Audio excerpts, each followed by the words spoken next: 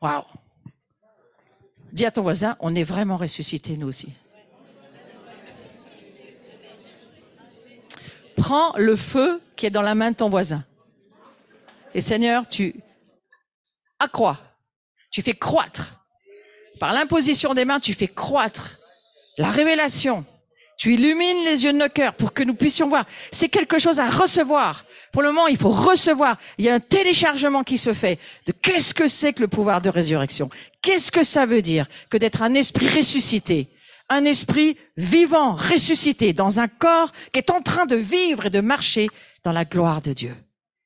Seigneur, permets-nous de ne jamais abandonner, jamais.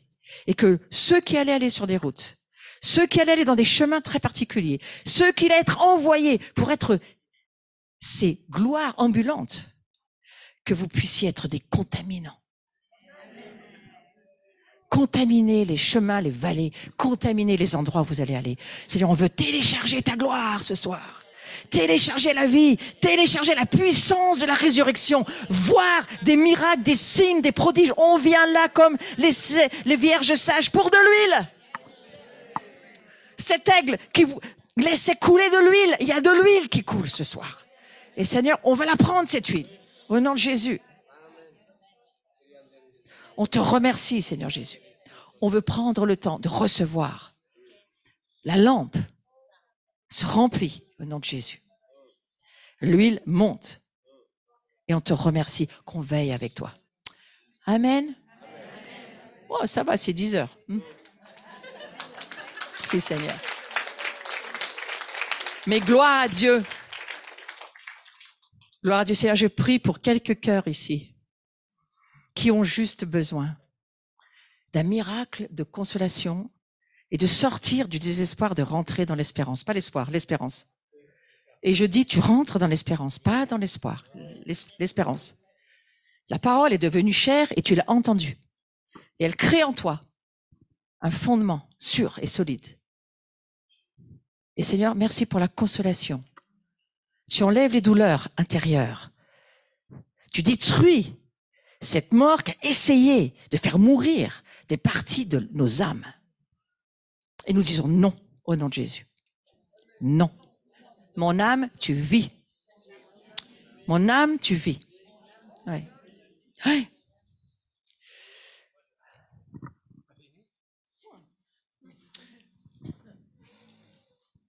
Vous venez d'entendre un pasteur, une femme, une mère, une maman, qui vous a expliqué après avoir incarné ce qu'elle a vécu.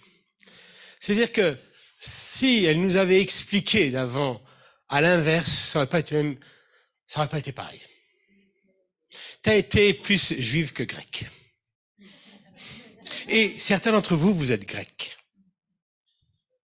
Et je dis prophétiquement à plusieurs d'entre vous, si vous avez été brisé, détruit, soit vous pouvez rester, mais soit vous pouvez ressusciter.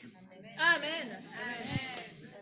Parce que vous ne pouvez pas avoir simplement une écoute intellectuelle, même fût-ce spirituelle, si vous n'êtes pas confronté à l'esprit de la résurrection, qui est une violence de l'esprit dans une confrontation entre la vie et la mort.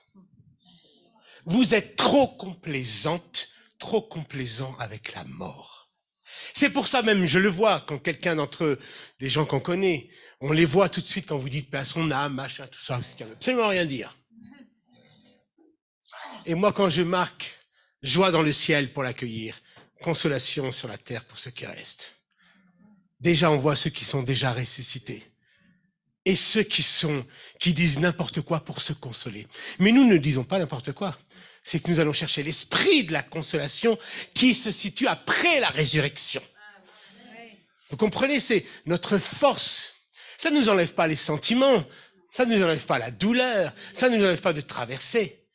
Mais en nous, la vie est plus forte que la mort. On ne craint plus la mort. Et je vais vous le dire, même au début, il y a 20 ans en arrière, je ne voulais pas prier pour les malades. Et il y a beaucoup de gens qui sont contre la guérison, tout simplement parce qu'ils ont peur de la mort. Alors que lorsqu'on est dans l'esprit de la résurrection, qui est le dernier ennemi qui a été vaincu, alors en nous, il n'y a plus rien qui nous retient pour prier pour les malades, parce que lorsqu'on aime, personne qui aime quelqu'un veut le voir mourir. Donc on lui donne la vie jusqu'au bout, jusqu'à traverser. Et c'est pour ça qu'à certains moments, moi ça m'est arrivé, j'ai sur certains cercueils, dans certains cimetières, j'ai battu le rythme. J'ai fait tomber un truc. Je faisais, il dansera pour toi. Et t'avais tout le monde qui regardait. Et les gens qui étaient là. Mais pour ceux qui étaient aux funérailles de Martine Charpigny, même dans cette abbatiale catholique à Guérande, on a chanté en langue. Comme de son vivant, nous l'avons accompagné pareil. Parce que la mort ne nous influence pas. Il n'y a que l'esprit de la vie qui nous influence. Et moi, au début, si vous m'avez connu il y a des années en arrière, je voulais même pas faire d'enterrement parce que j'avais la trouille de la mort. À un moment donné, quant à l'esprit, et merci Florence, parce que quand tu nous racontes ça à la télévision, je dis, moi, je suis en cours de téléchargement, parce que Florence, elle lui raconte des choses. Bon, moi, je dis, attends, entre l'autre qui me dit un truc, le machin, l'autre qui s'est dit, voilà. Oh, c'est bon pour aujourd'hui, ça fait beaucoup, Je sais pas vous, si vous arrivez à tout digérer, à tout comprendre.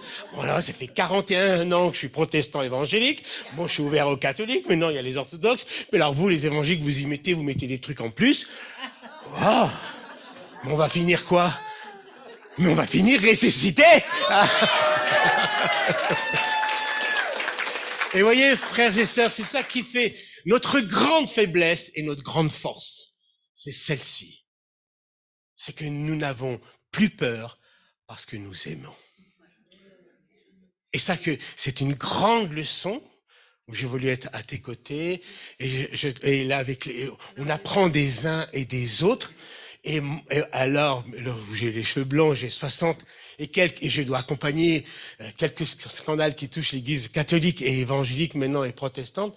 Je me dis, si on n'avait pas tout ça, mais dans quel état nous serions? Et ne pensez pas une seule seconde, c'est parce que nous sommes charismatiques que nous serions des dévisseurs dans foule ou quoi que ce soit. Mais alors, loin de là, nous sommes plus incarnés que vous ne le pensez. Nous sommes tellement incarnés que nous sommes même ressuscités. Et c'est ça, je trouve ça extraordinaire parce que je me dis, moi j'ai toujours dit, je veux pas finir vieux con. Je veux finir vieux sage. Je veux toujours apprendre, et des uns, et des autres, et des autres, et des uns encore, et toujours. Et c'est pour ça, quand tu me parles de ça, là, il y a quelques mois en arrière, j'ai enterré quelqu'un que personne ne voulait enterrer. Parce qu'il était mort du Covid, en plus c'était un malgache, tous les pasteurs étaient occupés. Moi, j'étais pas là, voilà, comme dans les médecins, ils sont des gardes. Il y avait d'autres pasteurs qui sont faits pour ça. Voilà, quelqu'un qui m'appelle, il me dit, est-ce que tu veux enterrer mon père? Je lui dis, non, non, j'ai pas le temps. J'ai pas le temps. Parce que je suis comme vous, j'ai pas le temps. Mais le Seigneur m'a repris sévèrement. Et si c'était ton père? J'ai dit, écoute, si tu trouves quelqu'un d'autre, moi, j'ai pas le temps. Écoute, j'ai fait.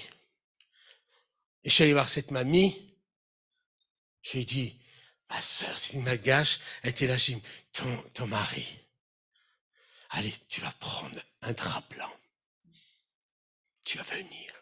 Puis il dit, on va le mettre où, ton mari? Il me dit, ouais, ils veulent pas, on n'a même pas de columbarium, c'est tellement saturé, on le laisse dehors. Je dis, surtout pas, tu vas pas faire ça. Il me dit, mais je suis en désobéissance, c'est pas grave, aujourd'hui tu vas obéir au pasteur, tu vas désobéir aux autres. Tu vas faire ce qui est interdit. Tu vas faire semblant de verser l'urne, mais t'en gardes la moitié.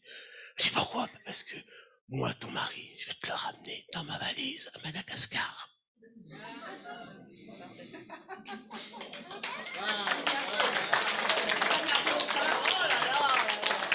Alors bien sûr, j'entends certains d'entre vous. Oh, mais là, c'est pas bien les chrétiens, tout ce qui est interdit.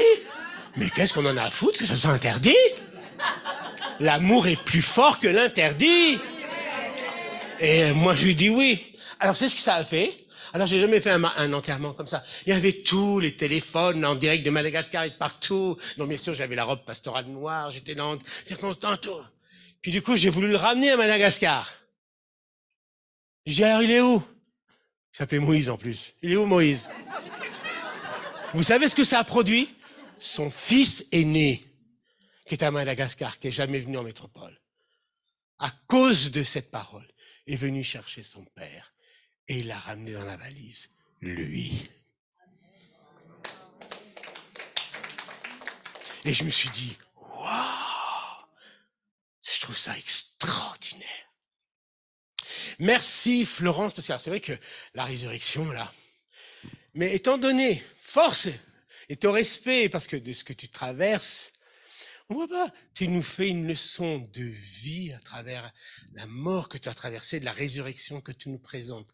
Et c'est ça, on apprend, on n'est pas là à chouiner les autres. Oh ma pauvre, ma pauvre, ma pauvre. Mais arrêtez de ma pauvre. Oh, c'est magnifique, notre espérance. La résurrection, c'est magnifique. Bien sûr qu'on a pleuré. Bien sûr qu'on pleure en silence. Bien sûr qu'on pleure aussi pas quand on est avec vous. Mais qu'est-ce que c'est merveilleux. Parce que ça existe, c'est Jérusalem céleste. Maintenant, il faut que vous sachiez une chose et j'en finir comme ça. Il y a un mariage, et c'est l'unique au monde, qui est en train de se préparer. Et pour ceux qui ont déjà marié les siens, les parents et les mariés, ils ont pouvoir sur la liste des invités. Eh bien, c'est l'unique mariage au monde où vous n'avez pas ce pouvoir. Personne ne sait qui est sur la liste. Méfiez-vous, il paraît que certaines prostituées nous devancent même. Pour ceux d'entre vous, je le sais très bien, j'en ai fait 10 tonnes de mariages. Il faut attendre le 3e apéro pour être un peu décontracté, pour aller à la porte de là où on va bouffer, plan de table.